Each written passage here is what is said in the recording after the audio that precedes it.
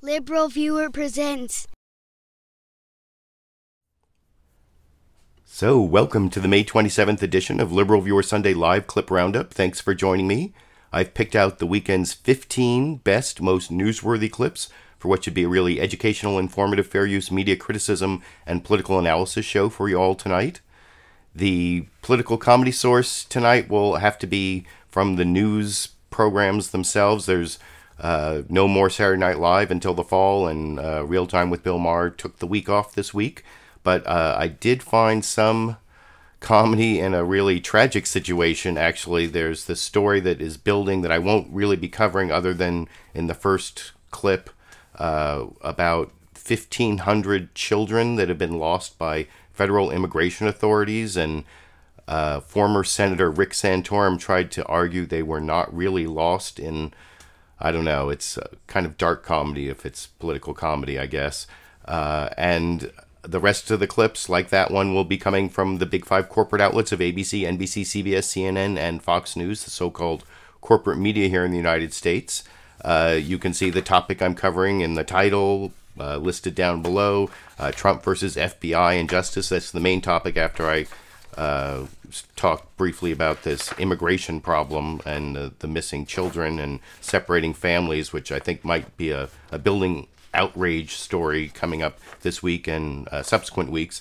Also, if you want to follow my clip list here that I use, my notes, there's a link down in the video description to this list of 15 clips.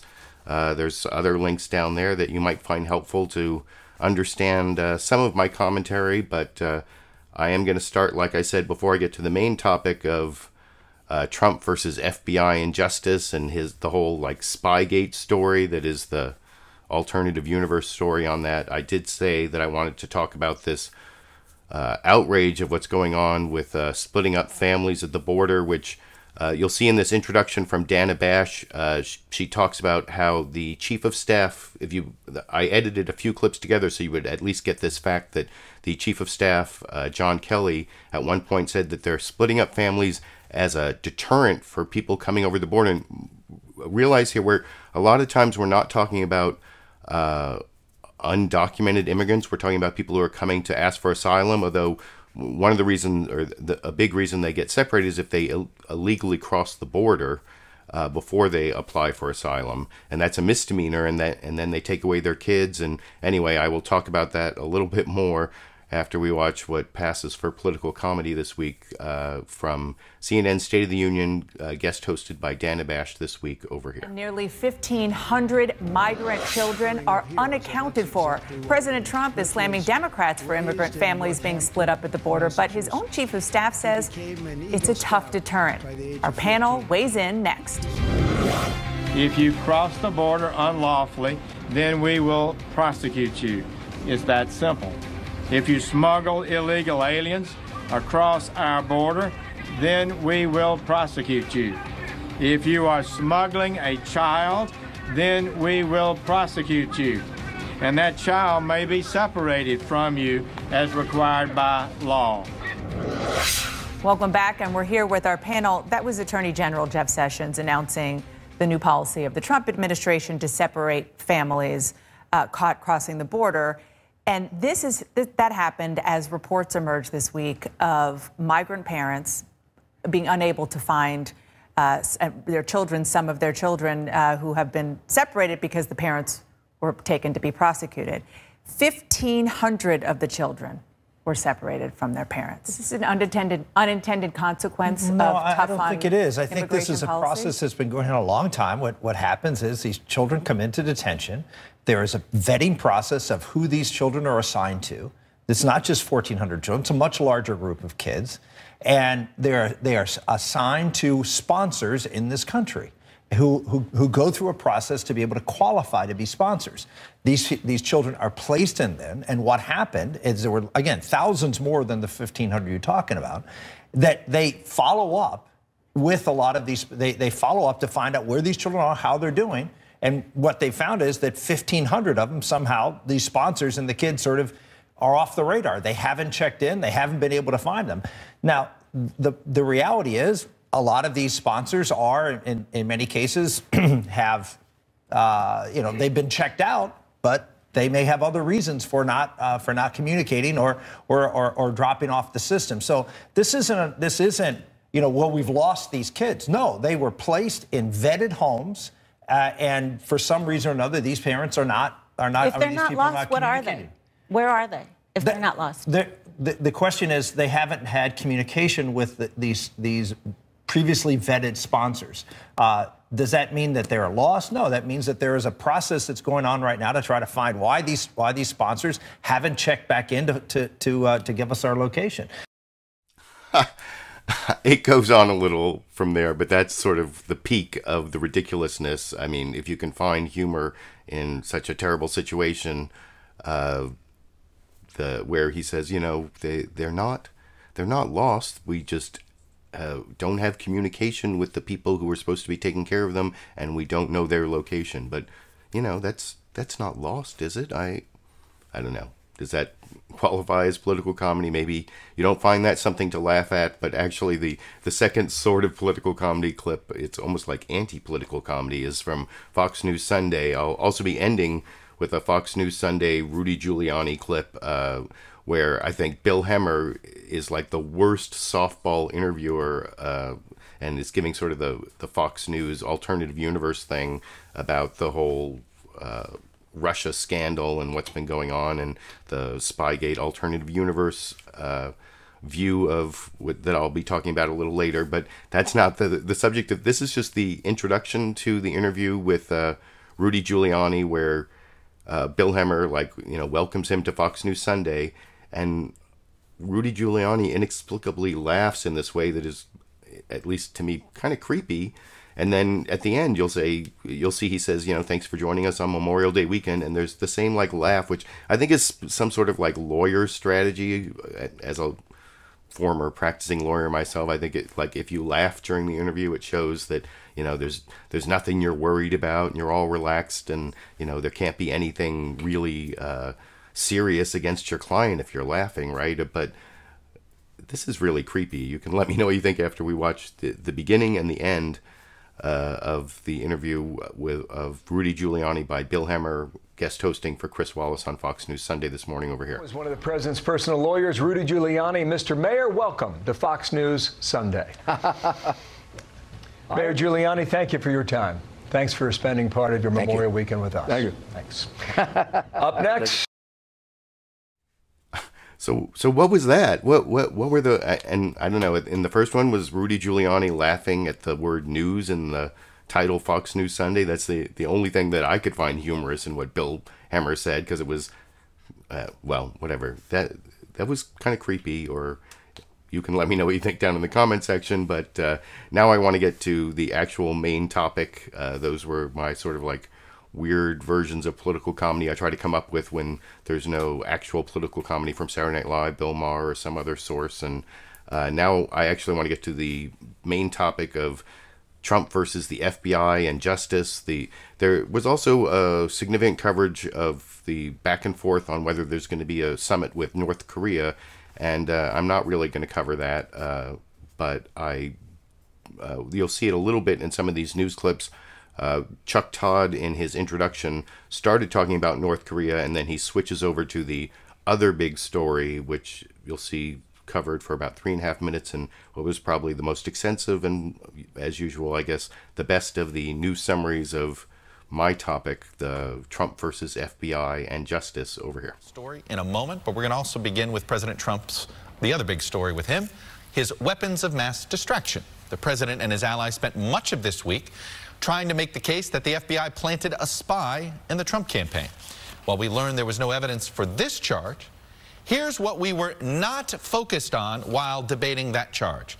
We weren't focused on this story about another Trump Tower meeting in 2016 between Donald Trump Jr. and an emissary for Saudi Arabia and the United Arab Emirates, who offered to help the Trump campaign.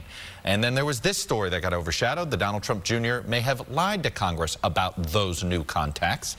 Then there was this story that got overshadowed, that a Russian oligarch with Kremlin ties met with President Trump's lawyer Michael Cohen in Trump Tower 11 days before the presidential inauguration. And then there was this story that President Trump's ally, Roger Stone, sought dirt on Hillary Clinton from WikiLeaks founder Julian Assange during the campaign. All of these potential bombshell stories could have dominated the week, but they were overshadowed as President Trump showed once again how skilled he is in shaping a false narrative to his advantage.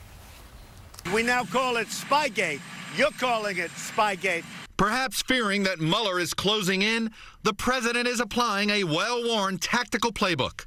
Number one, distract with an invented crisis that attacks the investigators without evidence to plant a seed of doubt. Claim President Obama wiretapped Trump Tower. There's no evidence of that. I have not seen any evidence of this. Let's see whether or not I prove it. I just don't choose to do it right now. This week's claim, an FBI confidential informant who collected information on Trump campaign aides after suspecting Russian interference in the campaign, is bigger than Watergate. Number two, brand the crisis. According to the Associated Press, Mr. Trump wants to brand the FBI's confidential informant a spy, believing the more nefarious term would resonate more in the media and with the public. The president used some version of the word spy 24 times in 15 tweets over 10 days. He wasn't alone. Now you're saying that there could have been an FBI spy? The FBI may have had a spy. I'm shocked to hear that they put a spy in the campaign of him. A lot of people are saying they had spies in my campaign. Spygate. Spygate. Spygate, if in fact this occurred, could be one of the biggest scandals in history. All without evidence. All you have to do is look at the basics and you'll see. Number three, if accused of wrongdoing, use the I'm rubber, you're glue defense, pinning anything you're accused of on your opponents. The only collusion is the Democrats colluded with the Russians, and the Democrats colluded with lots of other people. Take a look at the intelligence agencies. Whatever the left accuses you of doing, they're doing themselves. Finally, number four, if still caught with irrefutable facts closing in, assert that all facts are relative anyway. The president's lawyer, Rudy Giuliani, told the Washington Post on Wednesday he's concerned that Mr. Trump will perjure himself if he grants an interview to Robert Mueller because, quote, truth is relative. They may have a different version of the truth than we do. Joining me now from Phoenix is Republican Senator Jeff Flake of Arizona. And I'm not going to have any clips of Jeff Flake there, but I did think that that was a great news summary from NBC's Meet the Press about basically the whole Trump gaslighting process, the creation of a counter reality, as I was talking about earlier. It's almost like the big lie technique, this whole Spygate thing. And you notice how NBC's Meet the Press in that news summary started off with a citation back to when Donald Trump claimed that he had been tapped, T-A-P-P, or there'd been a wiretap of Trump Tower, and he was wiretap, T-A-P-P. I remember the misspelling for some reason. And that turned out not to be true, although in the last clip I show you from Fox News Sunday with Bill Hemmer, you'll see Bill Hemmer lets Rudy Giuliani get away with saying, Trump said he had been, that there was surveillance on him. He turned out to be right. It just wasn't by technical means. It was by human surveillance, although the whole human surveillance thing is kind of bogus. That's the story that I talked about last week, where this guy, Stephen Halper, is this American who's a professor in the UK, was sent to talk to a few members of the Trump campaign to find out about their contacts with Russia. And in a few clips from now, I will have Adam Schiff explaining why, not only Adam Schiff, but even Senator Marco Rubio, a Republican, explaining how it's not really Spygate, it's more like the FBI doing their job. And I'm no fan of the FBI, as I will point out later when I have the James Clapper clips or about the federal government and its surveillance techniques. But I want to do two more news summaries here, or well, actually three more, although the last one is just sort of the teaser pre-roll from Fox News Sunday, which is, like I said, the alternative narrative from Fox News Sunday I want to show. But before I get to that, I want to show ABC and CNN. First, Martha Raddatz on ABC's This Week with George Stephanopoulos. I think she's like permanent co-host or something. I can't remember what her title is, but she starts off talking about the big story of Russia, the Russia investigation this week, but then goes over to North Korea, and they actually did a fairly good news summary of North Korea. I'm not going to show the whole thing. I'm going to stop it at a particular spot for a reason I will explain after we watch that 72-second clip together over here. Good morning. Thanks for joining us on this holiday weekend after another busy week of headlines. President Trump pushing that unproven claim that the FBI had a spy inside his 2016 campaign. Despite no evidence, he's repeated the claim again and again, an effort his critics see as an attempt to undermine the Russia investigation. Outside of Washington, the NFL is cracking down on players who protest police brutality by taking a knee during the national anthem. And now the league is facing criticism that it caved to pressure from the president. But the story that captured the world's attention, those on-again, off-again talks with North Korea. Trump's relationship with Kim Jong-un has certainly come a long way. The president, who once mocked Kim as a little rocket man, stoking fears of a nuclear showdown, has recently been flattered by calls for the Nobel Peace Prize after agreeing to a historic meeting with North Korea's leader. But that summit in Singapore, planned for June 12th, seemed to fall apart this week after Vice President Pence once again mentioned the Libya model. North Korea issued a fiery statement. So Vice President Pence once again mentioned the Libya model. That I'm not going to go through all the coverage of North Korea, but I did want to point out to my Liberal Viewer Sunday live clip roundup viewers that a few weeks ago, when National Security Advisor John Bolton was on a couple of the Sunday shows, I showed clips of him talking about the Libya model. And if you remember my commentary, it was, well, the leader of Libya, Muammar Gaddafi, ended up deposed and sodomized in the streets and killed. That is not an example you probably want to refer to if you're talking to Kim Jong-un and trying to get him to give up his nuclear weapons. In Libya, they just gave up their program. Actually, there's not a really good track record. The other country that, the only other country I can think of that gave up their nuclear weapons was the Ukraine, and they did not fare well in their power struggle with the former Soviet Union that they were a part of. Russia versus Ukraine has, if you look at what happened with the Crimea, that I think if Ukraine hadn't given up their nuclear weapons, so they might not have lost the Crimea, I guess. But anyway, I'm digressing, but I just wanted to point out the whole Libya model thing that supposedly blew up the meeting in Singapore on June 12th, and the summit may now be back on. But like I said, I'm not really covering that, but I do have this news summary that has a little bit of North Korea coverage from CNN's State of the Union. Dana Bash was the guest host, but she started off with the State of the Union this week is Game Playing, which is both on North Korea and on the Russia investigation, and I will discuss that clip with you after we watch together over here. Dana Bash in for Jake Tapper in Washington, where the State of our Union is playing games. President Trump had a busy Saturday night appearing in the Oval Office to herald the release of an American prisoner from Venezuela and indicating the historic summit with North Korea might not be canceled after all. It's moving along very nicely. So we're looking at June 12th in Singapore. That hasn't changed. And it's moving along pretty well. As the world watches the diplomatic whiplash on North Korea, the president also continues to toy with the special counsel's Russia investigation.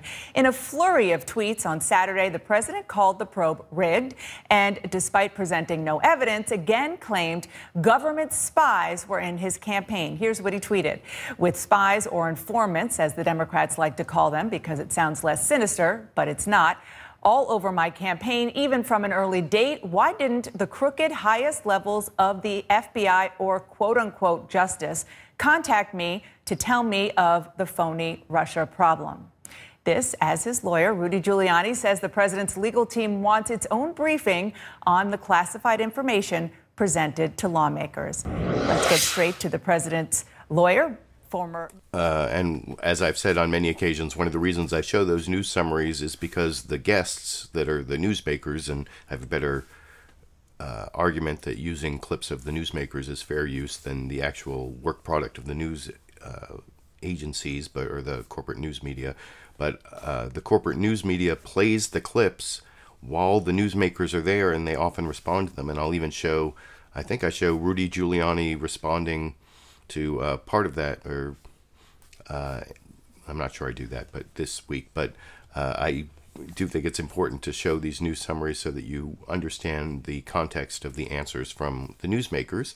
And I thought that even though CNN in that last clip and ABC in the previous clip didn't give as an extensive course on how we're being gaslighted by the Trump administration and the whole Trump administration playbook of almost like the big lie strategy, didn't go into all the details. They both said that Trump was saying this thing about a spy in his campaign without any evidence, and they made pretty clear that Trump was saying something that is going to probably be pushed aside, like the Obama wiretap Trump Tower tweet from that you saw in the NBC Meet the Press news summary. But that is not the narrative you're getting on Fox News Sunday. This is the pre-host intro where I think it might be narrated by Bill Hemmer, but this is like the 30-second summary from Fox News Sunday. They didn't do a news summary, but this is kind of the Fox News narrative from the alternative universe that I will show you before I discuss it with you a little more after we watch it together here. Then, President Trump and his legal team call into question the Mueller investigation, suggesting the FBI improperly spied on his campaign. If they had spies in my campaign, that would be a disgrace to this country. That would be one of the biggest insults that anyone's ever seen. The president calls it Spygate. What impact could this have on an interview with the special counsel? We'll ask one of the president's personal lawyers, Rudy Giuliani. Plus, we'll ask our Sunday. So that didn't sound like any, the other news summaries, I think, made clear that this is, especially the NBC News one, that as I discussed before, I showed that clip, made clear that this is kind of a tactic from the Trump administration to obscure what is really going on. But on Fox News Sunday, they're just playing along, and that will become especially clear on the last clip I play, the 15th clip, although actually I have a bonus Sandy clip. I saw in my Super Chat contributions that Sexy Bob put a whole bunch of kittens up. I don't have the kitten clip, but I think by next week I will have a link to an unlisted video with a very deep look into my kitten, but there is no kitten clip. I'll explain that next week, but sorry about that, Sexy Bob, but I appreciate all the Super Chat contributions that I've already gotten. I may show those a little later, and no one asked any questions. I just saw several contributions, so I appreciate that. There are other ways to contribute to help me keep going, as I've been doing for more than 5 years now, every Sunday, picking out these clips and giving my commentary. Sometimes I commit legal analysis because I do have a law degree that I still use on occasion, but not for profit, only for volunteer projects and to give you my insight into what may be a coming constitutional crisis. Also, if you contribute on Patreon at the $10 level, I will send you a constitution so that you can understand the constitutional crisis, along with this $5 level #LiberalViewer bumper sticker, or you don't have to stick it on your bumper if you don't have a car, but it's weatherproof vinyl, so you can stick it just about anywhere. And I'll send those out to you at those different levels of contribution, both on Patreon, there's a link down in the video description. Also, if you use the PayPal link down there and give me your address at the $5 and $10 levels, I'll just send those out too, even just for the one-time contribution. And if you want to understand where this constitutional crisis really might be coming from, if you want to hear the antidote to that Fox News alternative reality Spygate analysis, I want to show you a clip from Representative Adam Schiff, who was actually in that weird briefing this week where the Trump administration was basically trying to get information as criminal defendants. That's why the constitutional crisis is coming. It's been pretty much ever since Rudy Giuliani came on. It's been pretty clear that we're coming to a constitutional crisis. And here's Adam Schiff explaining, I think, the Democratic version of the facts, if I think is much closer to reality than the gaslighting described in those previous clips. And I wanted to show this sort of as a palate cleanser after that Fox News Sunday narrative, which I will talk about with you after we watch together over here. Today has changed our view that there is no evidence to support any allegation that the FBI or any intelligence agency placed a spy in the Trump campaign or otherwise failed to follow appropriate procedures and protocols. That was Adam Schiff, the top Democrat on the House Intelligence Committee. Adam Schiff, after FBI and Justice Department officials briefed congressional leaders on the FBI informant at the center of the investigation into President Trump's 2016 campaign. Congressman Schiff joins us now. Good morning. Good morning. I want your reaction. Just a short time ago, Rudy Giuliani said on Fox News that all of this is like Watergate. Well, it is like Watergate in the sense that you had a break-in at the Democratic headquarters, in this case a virtual one, not a physical break-in, and you had a president as part of a cover-up, and here you have a president doing a different kind of cover-up.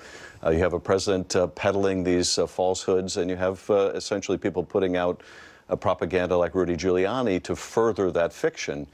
It is, I think, of a size and scope probably beyond Watergate, just not the Watergate the president is referring to. Or not the one Rudy Giuliani is referring to, certainly. And I know you can't reveal classified information, but you were in that briefing this week. Can you give us a sense of what it was like in the room? Were the Democrats on one side, the Republicans on the other?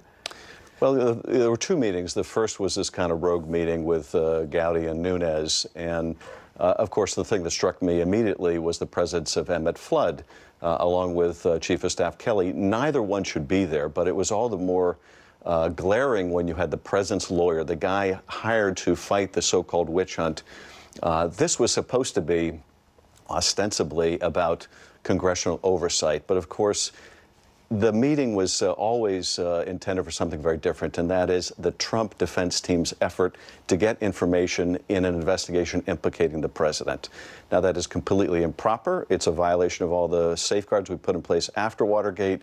But if it wasn't made clear enough by Emmett Flood's presence at that meeting, the defense lawyer for the president, it was made abundantly clear by Rudy Giuliani afterwards when he said, our whole purpose is to get information we shouldn't have for our defense, to guide our defense team. And what makes this possible... What he said, he told Politico, we want to see how the briefing went today and how much we learned from it. If we learned a good deal from it, it will shorten that whole process considerably. I want to go back to Emmett Flood and John Kelly. Tell me if it was at all contentious when they were in there. Just a little bit more about what it was like in that room and both sides in that room. Well, I told Mr. Flood that I thought that he had no business being there, that he was the president's defense lawyer. He took issue. He said, I'm White House counsel. And I said, I don't care what you call yourself. You are the president's defense lawyer when it comes to this investigation, and you have no business being here.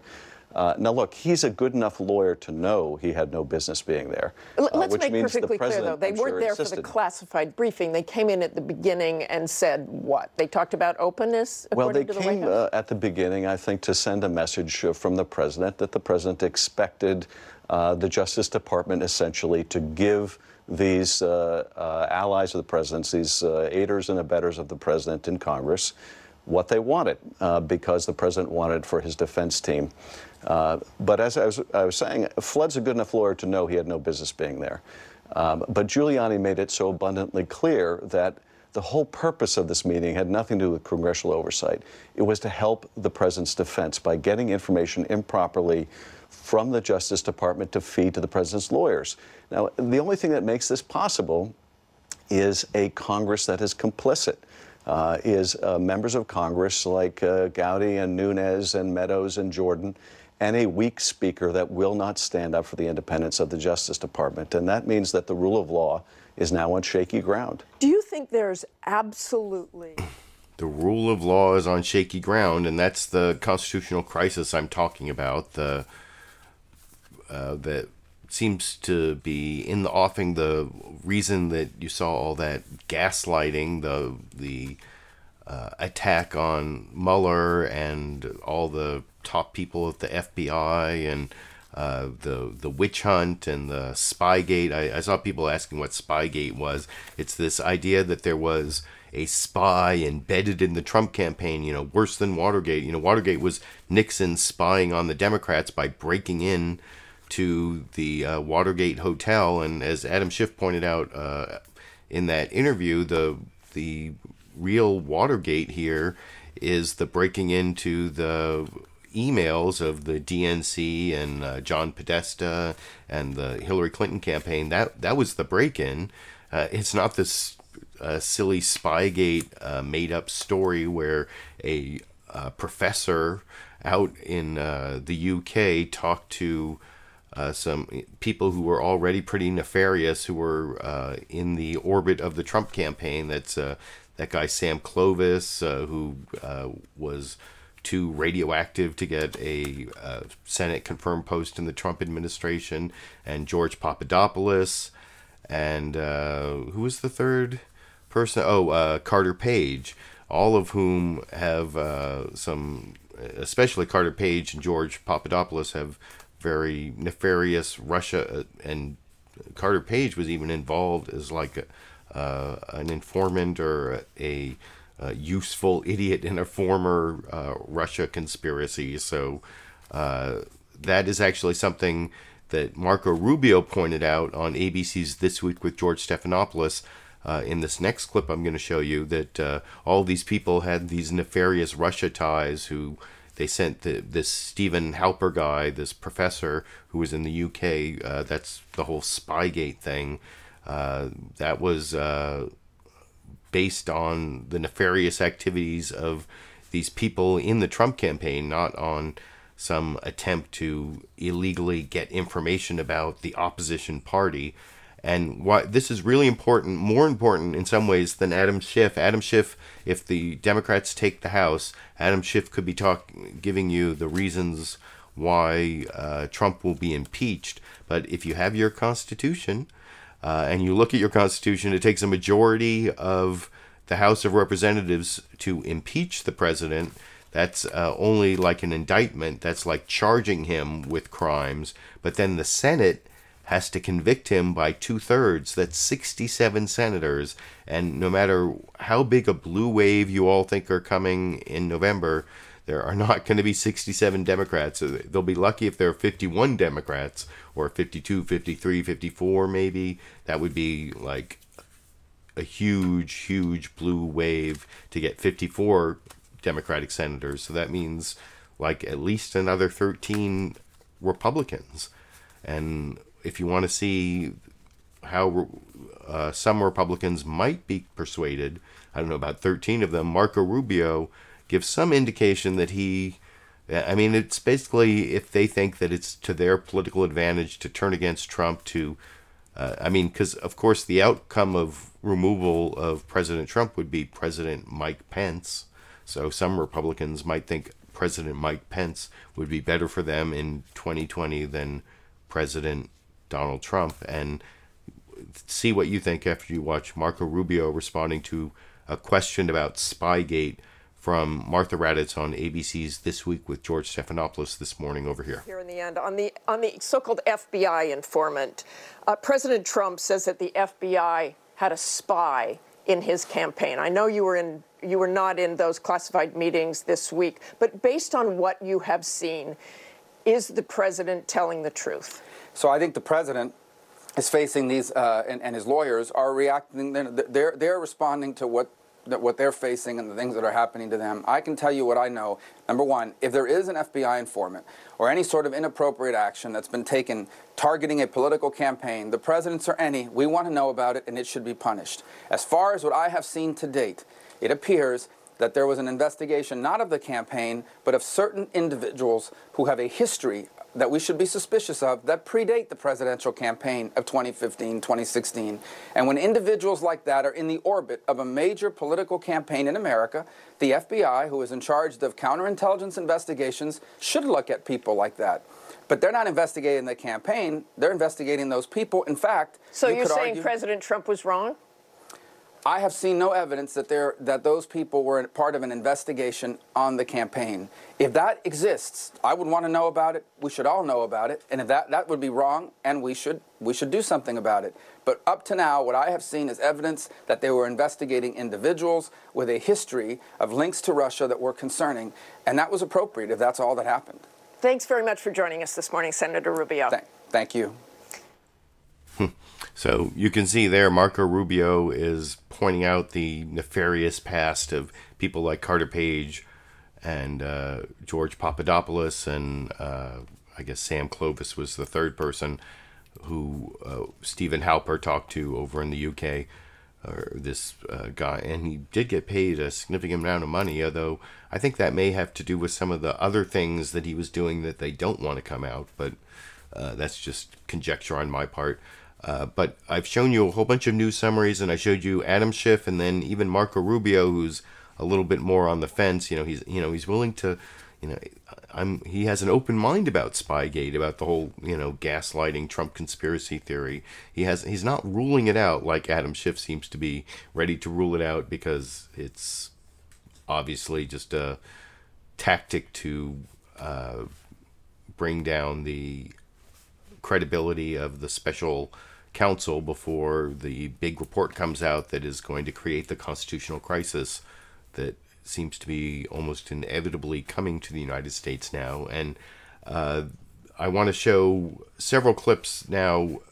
All the rest of the clips, I think it's 7 more clips. 1, 2, 3, 4, 5. So yeah, 7 more clips before the bonus Sandy clip. Sandy's over there licking her paws, but I have a bonus Sandy clip at the end where Sandy sort of turns around and lies down for the Sandy fans out there. But before I get to that, I have several Rudy Giuliani and James Clapper clips. It's sort of like Rudy Giuliani versus James Clapper, and I'm not really a fan of either Rudy Giuliani or James Clapper for reasons I'll explain as I show these clips. But the first clip I want to show is Rudy Giuliani talking to Dana Bash. I mentioned that I think this is the one where, is it right after the news summary, or it's actually where Dana Bash asked Rudy Giuliani if Donald Trump was actually okay with all this influence peddling from Michael Cohen, all the Michael Cohen revelations that have been coming out. One of the big stories that didn't really get covered, although you saw it in the NBC News Meet the Press news summary, where they talked about several stories that came out this week that were obscured by this Donald Trump gaslighting on Spygate. But here's Dana Bash asking Rudy Giuliani about it, and by the end of this is almost a political comedy clip, because by the end of this, Rudy Giuliani is saying, well, even his worst critics don't think that Donald Trump isn't trying to drain the swamp. Is that true? Is that even remotely true? That is pretty close to ridiculous, and it comes at the end of the clip that I will discuss with you after we watch together over here. The president on Friday, that President Trump's former personal attorney, Michael Cohen, mentioned him earlier, that he got yet another consulting contract with the business partner of a Russian oligarch after meeting with him in Trump Tower during the transition. We've seen several stories like this. Was the president okay with Michael Cohen essentially selling access to him?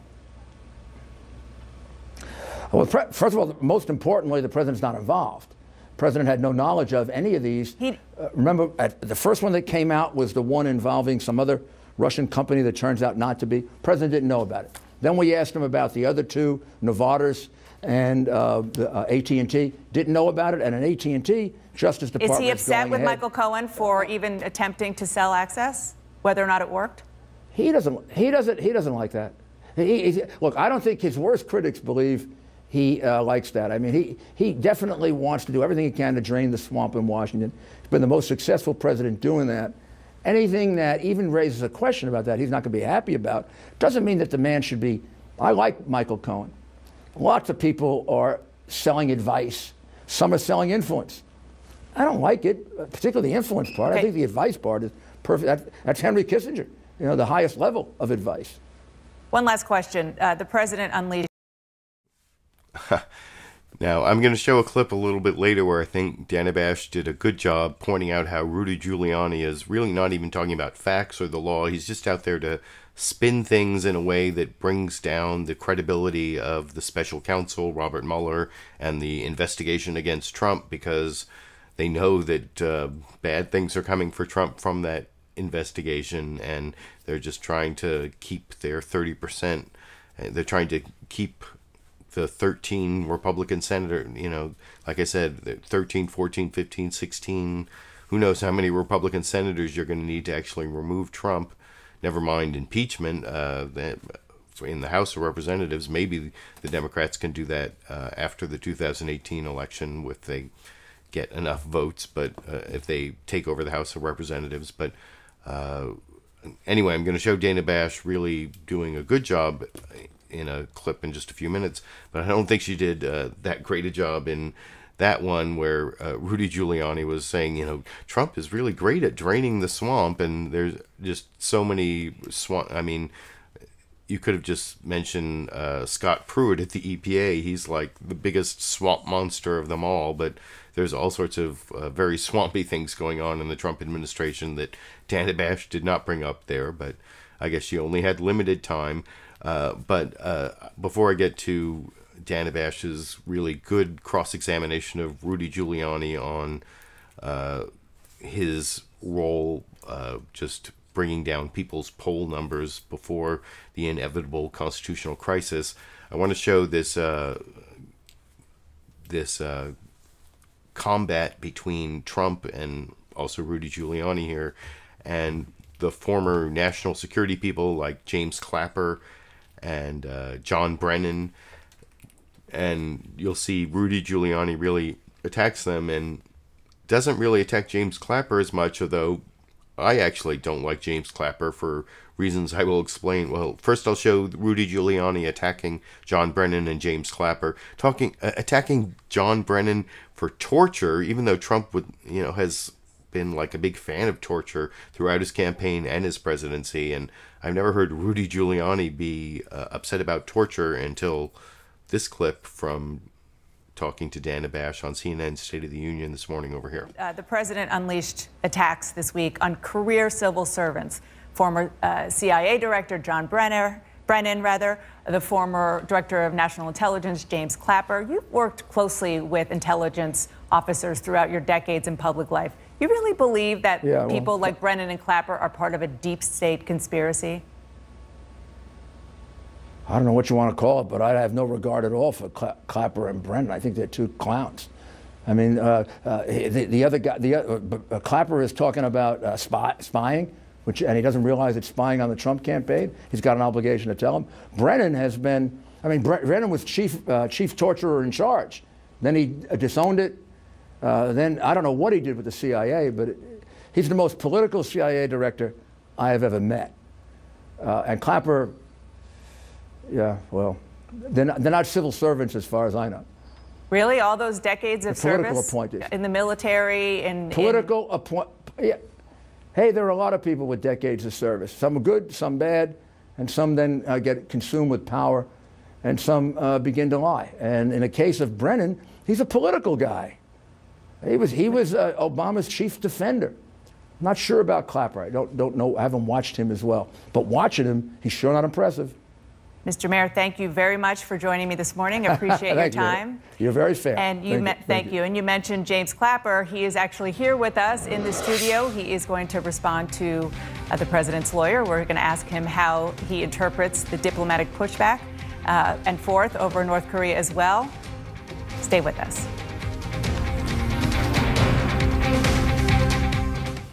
So you see, James Clapper was watching the Rudy Giuliani interview, and there was another weird, creepy laugh from Rudy Giuliani at the end of that interview. Why does he keep laughing like that? I think it is a tactic where he's trying to show how relaxed he is by laughing.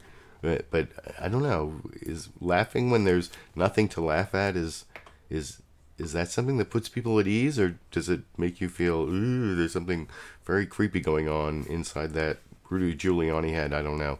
But I did, like I said, I was very surprised to see Rudy Giuliani being upset about torture. That's something I would be upset about John Brennan about. And I'll talk a little more about what I would be upset with James Clapper about. But first I want to show, I showed James Clapper walking in to talk to Dana Bash after her interview of Rudy Giuliani. And here you can see him responding to what Rudy Giuliani said, and I will discuss it with you after we watch it together over here. This is the former Director of National Intelligence, James Clapper, and also the author of Facts and Fears, Hard Truths from a Life in Intelligence. I want to ask about North Korea, but let's just first talk about what you just heard from the former New York City mayor, the president's lawyer, Rudy Giuliani. He called you and Mr. Brennan a clown, and he also said that you're just political appointees, and that's where the heart of these investigations come from.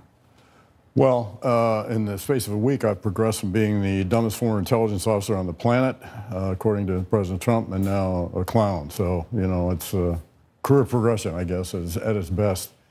It just more in the narrative here. Let's talk about the specifics, though. The idea of the president's legal team wanting to get a briefing from the FBI about this confidential source. Good idea? Well, no. I don't think this is a good idea at all, any more than it was a good idea to have the president's attorney show up unannounced, I guess, for the Gang of Eight briefing. I was recalling when I heard about that, my last Gang of Eight briefing, which was on the 6th of January 2017, when we briefed the Gang of Eight before we flew up to New York to brief then President-elect Trump. And the Gang of Eight, the leadership in Congress. Leadership in Congress, to include, of course, importantly, the chair and ranking members of each of the intelligence oversight committees. I was trying to imagine what would have been like had somebody just walked in at that session, which had extremely sensitive information in it. And that's just not done. It really contravenes a long-standing practice and norm that makes our government work. I want to ask you one of the things that Rudy Giuliani brought up, and that the president has been tweeting about this weekend as well, which is if there was enough concern about people penetrating the Trump campaign, why not contact him? Why not contact the campaign instead of sending an informant or a confidential source in? What's the answer to that? Well, I think the first thing is determine just what was going on. If there wasn't a concern about the Russians, and that could be allayed, then perhaps no reason to do that. The FBI has rules and protocols on when they decide to do things like that, and I don't think at that point that it reached the point where it would be appropriate to engage, with the head of the campaign or the nominee.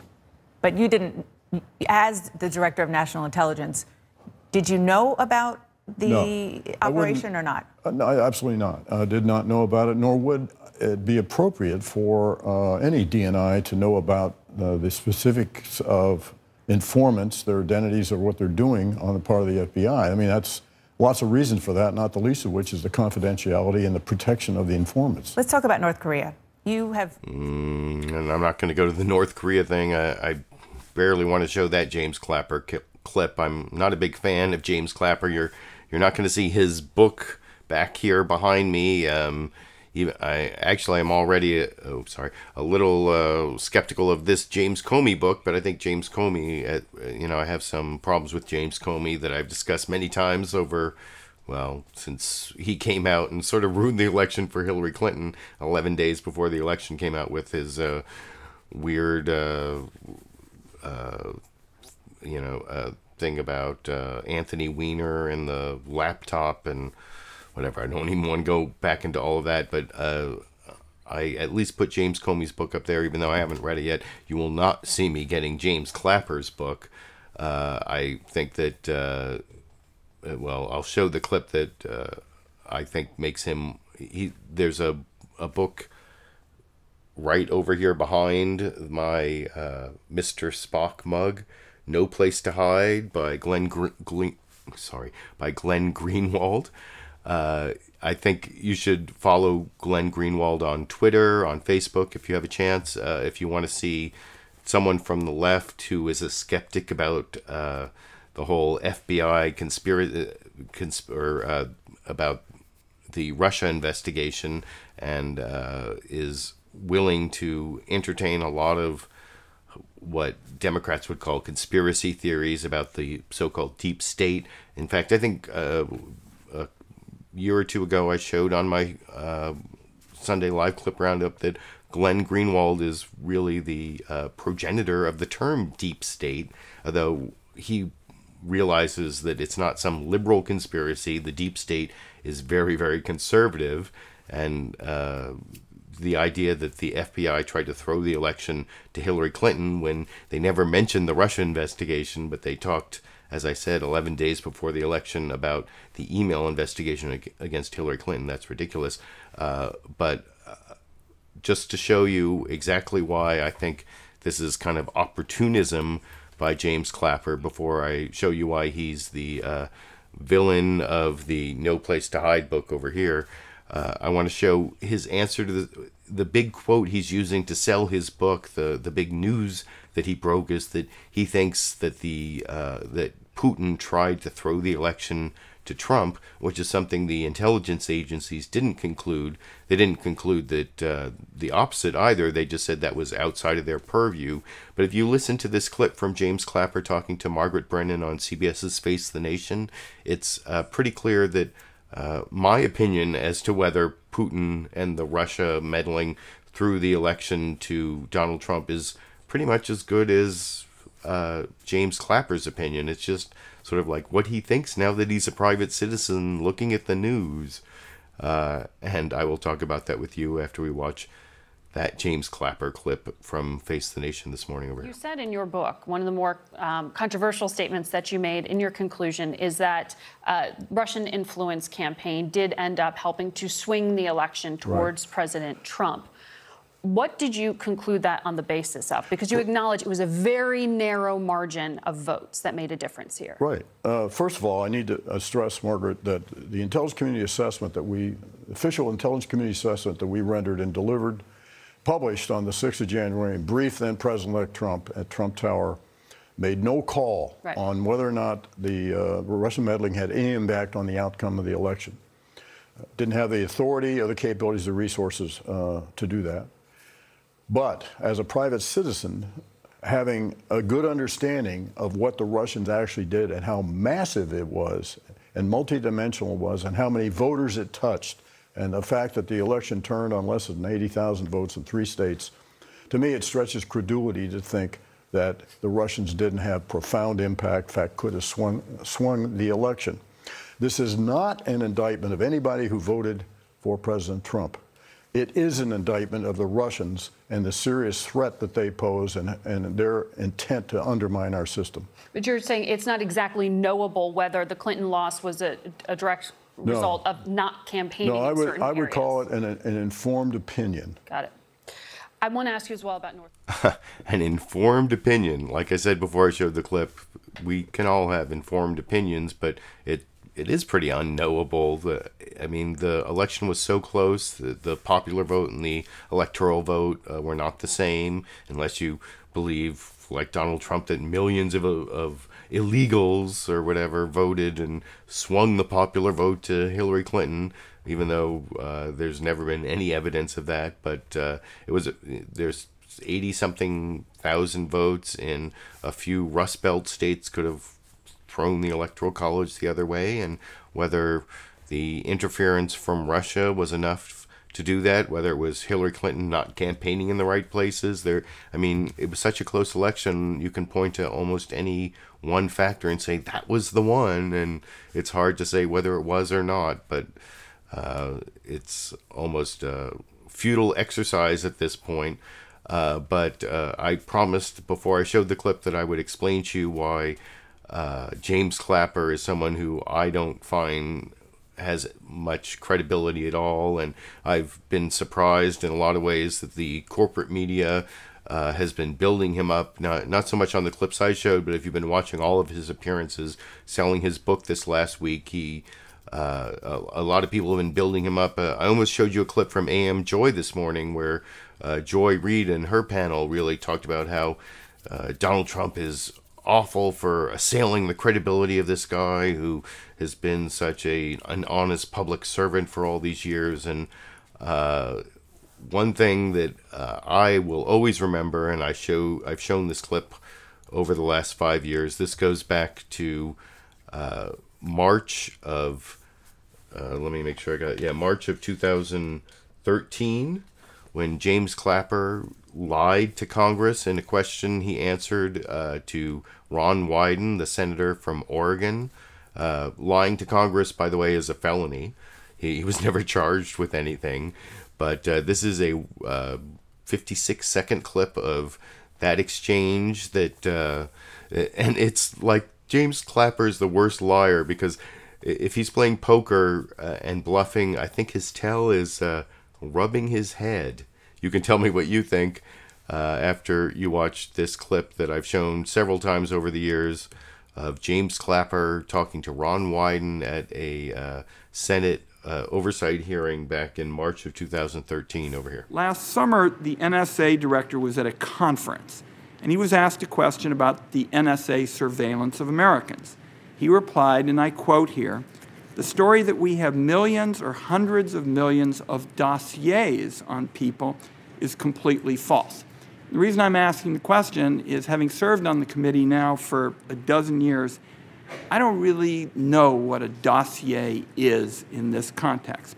So what I wanted to see is if you could give me a yes or no answer to the question, does the NSA collect any type of data at all on millions or hundreds of millions of Americans? No, sir. It does not? Not wittingly.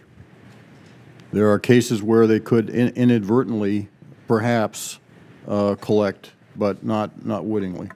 All right. And that was a huge, huge lie. If you read No Place to Hide, the Glenn Greenwald book about Edward Snowden coming forward with all the information about the NSA collecting metadata on millions, hundreds of millions, pretty much every American with a cell phone, that turned out to be a huge lie.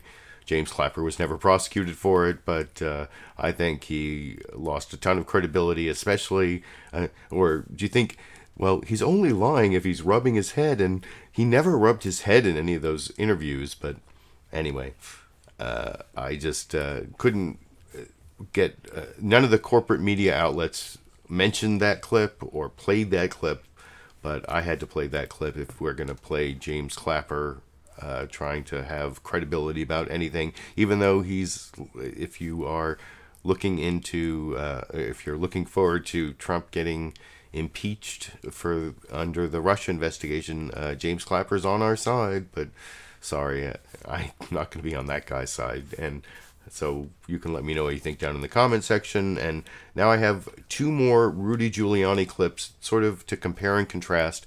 One from CNN's State of the Union, where, as I promised earlier, Dana Bash is really going to cross-examine Rudy Giuliani on his role as a political spinmeister, trying to bring down the poll ratings and the credibility of the Mueller investigation. And you'll see Rudy Giuliani almost admits it by the end of this. And then I'm going to contrast that with an answer he gave to Bill Hemmer on Fox News Sunday, where Bill Hemmer did almost no follow-up, to the point where Rudy Giuliani was like almost giving, you'll see he gives some of the same like counter arguments that he gave to Dana Bash, even though Bill Hemmer wasn't even asking the same probing questions. It's like, I'm going to like counter the arguments you're not even making when we get to the Fox News Sunday clip. But first, here's Dana Bash doing a good job pointing out Rudy Giuliani's role as spinmeister, not really lawyer over here. I want you to take a look at this CNN survey. When asked whether President Trump should testify in the Mueller investigation, only 39% of Republicans say yes. That's down 15 points in less than 6 weeks. Now, this is not an accident. Is it fair to say that you and the president have a very specific, very political strategy to undermine this investigation, and it appears to be working? No, it's not a strategy to undermine it. They're doing it. How did I know about Spygate? How did I know about? But they're not talking, sir. Yeah, but it's falling apart. I mean, so we have a briefing. We got a briefing. We've got Congress involved. We didn't do that. They're doing it. I didn't know that the Cohen thing. Cohen's now 2 months old, 3 months old. I came into it after Cohen. I didn't know the Cohen thing would result in nothing involving the president, or so far has. And all these things keep falling apart. I didn't know that Judge Ellis. Let me just finish that point. I didn't know that Judge Ellis was going to question the legitimacy of the indictment by the Mueller team. The president, you know, the president's allies on Capitol Hill. They are all largely very, very committed Democrats. Okay, the president's allies on Capitol Hill, and then it was picked up by the president in his tweets and by you as well, have been seizing on this confidential source. You call it Spygate, and without giving evidence that you really think it's there. That has no question helped erode public confidence in the investigation, which, you know, you're a lawyer, but you're also an experienced Paul. You know what you're doing. Is that fair to say? I hope I know what I'm doing. I have a birthday tomorrow, so I think I know what I'm doing. No, but I mean that this is an intentional strategy to undermine the investigation, knowing that the investigators, the special counsel, it's their policy not to talk, but you are very free to and are very aggressive about doing so. Well, I mean, they're giving us the material. I couldn't do it if I didn't have the material. They're giving us the material to do it. Of course we have to do it in defending the president. We're defending, to a large extent, remember, Dana, we're defending here, it is for public opinion, because eventually the decision here is going to be impeach, not impeach. Members of Congress, Democrat and Republican, are going to be informed a lot by their constituents. So our jury is as it should be, is the American people. And the American people, yes, are Republicans, largely, independents, pretty substantially, and even some Democrats now question the legitimacy of it. The Democrats, I suggest from their own self-interest, this is not a good issue to go into the congressional election. That is something that you and the Democratic leader, Nancy Pelosi, actually agree on. We're going to leave that for a second. We're going to have to take a quick break. We have a lot more to discuss, including Thank you, Dana. a potential interview with the special counsel, Robert Mueller. Will the president... And you can see the whole interview, as usual, at a link down in the video description. Like I said before, I showed that clip. Dana Bash did a good job of pointing out that, giving a context of what Rudy Giuliani is really doing.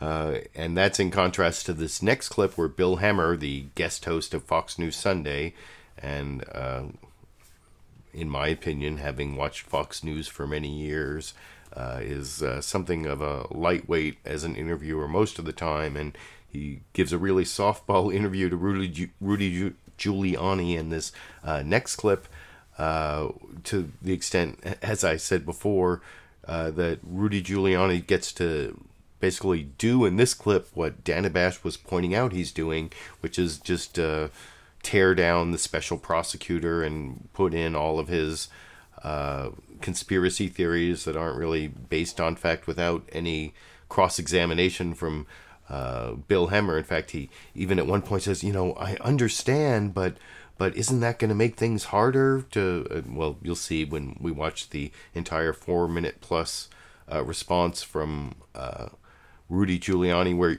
as I said before, I showed the Dana Bash clip, Rudy Giuliani actually starts to bring up some of the counter arguments to the arguments that Bill Hemmer isn't even making, that you'll recognize from the previous clip with Dana Bash. And this is the final clip before the bonus Sandy clip at the end, which I will discuss with you after we watch together over here. Right from the beginning, way back when the president said there was surveillance of his campaign. Turns out... Oh, and as I promised earlier, this is also the clip at the beginning here. Giuliani tries to say that, when Trump lied about being that Trump Tower had been tapped by Obama, he was actually right because of the new made-up story that actually has no evidence behind it. And That's the final clip over here. Right from the beginning, way back when the president said there was surveillance of his campaign. Turns out he was right. It was human surveillance rather than technical surveillance, but surveillance nonetheless. All right, so your strategy became clear, back to James Comey. You're going to put the credibility of the president up against the credibility of James Comey. And almost every day this week, the president's referred to Comey. He said this just on Wednesday. The FBI is a fantastic institution, but some of the people at the top were rotten apples. James Comey was one of them. I've done a great service for this country by getting rid of him, by firing him. So on that same day, James Comey tweeted this. He said, "Facts matter. The FBI's use of confidential human sources, the actual term, is tightly regulated and essential to protecting the country. Attacks on the FBI and lying about its work will do lasting damage to our country. How will Republicans explain this to their grandchildren?" So you're putting James Comey on trial, and now listening to you talk today, you're also putting the government on trial based on that investigation, saying it's not legitimate. I understand where you're coming from, Mr. Mayor, but how does this end? Well, first of all, it isn't the government. It's James Comey, Clapper, Brennan, the people who took this investigation and turned it on a candidate. Look, you can't say you're spying on the Russians if what you're trying to do is to show the Russians are colluding, whatever the hell that means, with the Trump campaign. So the spying turned on the Trump campaign. When it did that, the president should have been briefed. If he wasn't, it'd be an outrage. And then, at that point, the Trump campaign should have been briefed to be asked to cooperate, not treated like criminals when there was no proof of any collusion. Now, we're a year and a half later, and there's no proof of collusion. So stop the investigation. Stop spending $20 million more. If they do not do that, does the president have to fire someone? President's not going to fire him because that would be playing into their hands of playing, victim, Watergate. They're the Watergate. They're the people who have committed the crimes. What we have to do is go to court and seek protection from the court, if we have to do that. Our first thing is, we sure as heck are not going to testify unless this is all straightened out. Unless we learn the basis of that Russian investigation, they're not going to tell us, because the basis is going to turn out, when it's spread to Trump, to be unethical or illegal. They're going to have to tell us what they have found so far on the basis of the investigation. Russian collusion. Here's what they found. Zero, nada, nothing. President, maybe they should wake up and realize the president is innocent. That's why he wants to testify. And because of them, we don't want him to testify, because they're not fair. They have rigged this investigation against him. 13 Democrats, angry as heck, and some of them there at Hillary Clinton's funeral. I mean, terrible. When she was supposed to have a victory party. We are a long way from an interview, aren't we? Well, maybe we're not a long way from deciding we won't have one. And then they're going to have to go on what they have, and everybody's going to find out they don't have anything. But earlier in the week, you said if the summit matter is decided, you could sit down in early July, and maybe part of Mueller's report comes out in early September. Is that timeline still viable? It is, if we could get over what seem to be fairly monumental problems that keep growing. We don't create them, Bill. They created the problem of this, what do you want to call it, Spygate investigation, improper investigation of a candidate. Why does everybody get all upset when they invade the Democratic National Committee? Republicans do. And now they've invaded the Trump campaign. Nobody's angry. Didn't warn them. If you sit for an interview, you could walk into a perjury trap. If you delay or if you say no, based on your description today, Democrats can use this against Republicans in the midterm. Are you essentially boxed in on that schedule? Well, could be, but I don't think so. I mean, here's where we are. We have to be lawyers. The four of us, five of us, have to act like lawyers. And we... So, I think I ended that clip a little early somehow, but that I think you pretty much...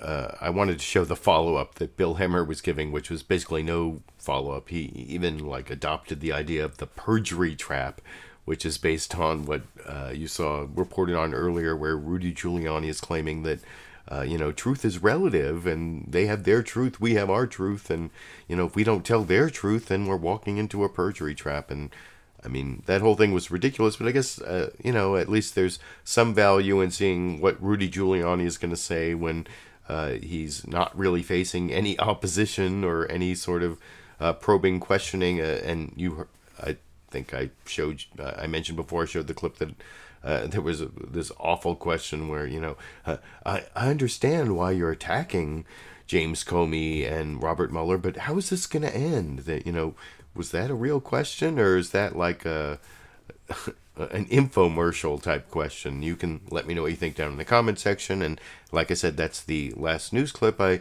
did promise a bonus Sandy clip, and Sandy's lying down over there resting, and the one member of my live studio audience, though I appreciate all the live online viewers who have been commenting furiously during the show. And I also really appreciate the super chat contributions.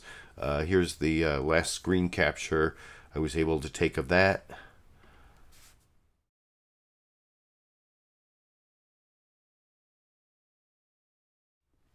That's awesome, and I appreciate the people who support me every month by becoming patrons on Patreon. There's a link to that down in the video description. Also, like I said, there's this paypal.me link down there where you can give a one-time PayPal contribution. At the $5 level, you'll get this hashtag LiberalViewer weatherproof vinyl sticker that you can put on the bumper or any other place you want. And at the $10 level, this Constitution of the United States is actually the ACLU version that has a Know Your Rights section in the back, and you'll really understand the coming constitutional crisis if you have a pocket copy of the Constitution. And anyway, that's my plug again, last plug for people supporting my videos when YouTube advertising doesn't really support my videos that much anymore. And as promised, before I end the show, here is Sandy coming to lie down for the show. Lie down, Sandy, lie down. And the last time I said lie down, she finally did a little circle and a lie down in the final clip over here.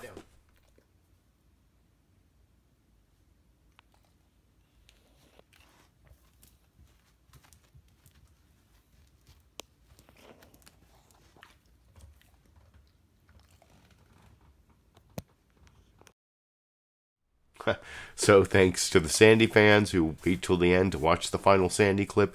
Thanks to all of you who give me a thumbs up down there. And thanks for those who press the subscribe button and become subscribers to my LiberalViewer channel. Thanks to, of course, all this financial support I get from the Patreon, the patrons on Patreon, the PayPal donations, the Super Chat contributions. And I will be back next week and every week for the foreseeable future, all the way through the constitutional crisis and maybe an impeachment and maybe a removal, and who knows what will happen. It seems like this is the big test for the Constitution. It's been, 200 plus years since 1789, and when we adopted this Constitution, and we're finally going to test it.